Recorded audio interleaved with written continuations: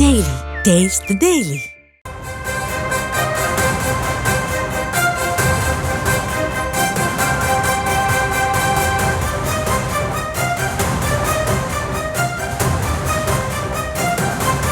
அண்மை செய்திகளை பார்த்து வருகிறோம்.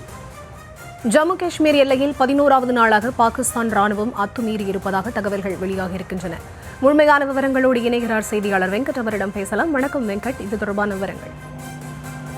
வணக்கம். காஷ்மீரில் பகல்காம் பகுதியில் பயங்கரவாதிகள் கடந்த மாதம் 22ஆம் தேதி தாக்குதல் நடத்தியதில் 26 சுற்றுலா பயணிகள் உயிரிழந்தனர்.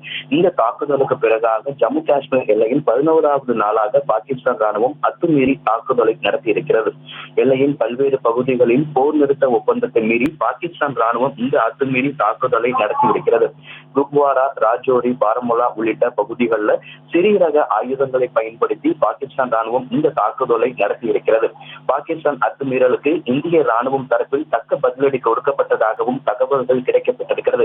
ஏற்கனவே இந்த பகல்காம் பயங்கரவாத தாக்குதலுக்கு பிறகாக இரு நாடுகளுக்கு இடையே ஒரு போர் பதற்றம் நிலவி வரக்கூடிய சூழ்நிலையில் 11வது நாளாக பாகிஸ்தான் ராணுவம் இந்த அத்துமீறி தாக்குதல்களை நடத்தியிருக்கிறது.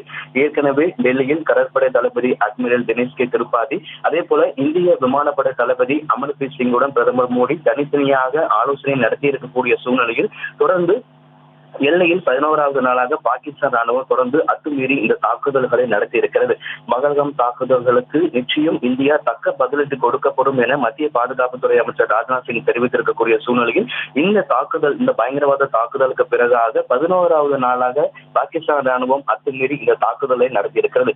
ஏற்கனவே இந்திய, பாகிஸ்தான் ஆகிய இரு நாடுகளுக்கு இடையே ஒரு போர் சூழல் நிலவக்கூடிய பதற்றமான சூழல் நிலவி வரக்கூடிய சூழ்நிலையில் தொடர்ந்து பாகிஸ்தான் ராணுவம் 11வது நாளாக இந்த அத்துமீறி தாக்குதலை நடத்தியிருப்பது மேலும் பதற்றத்தை அதிகரிக்கக்கூடிய ஒரு சூழலை ஏற்படுத்தி இருக்கிறது.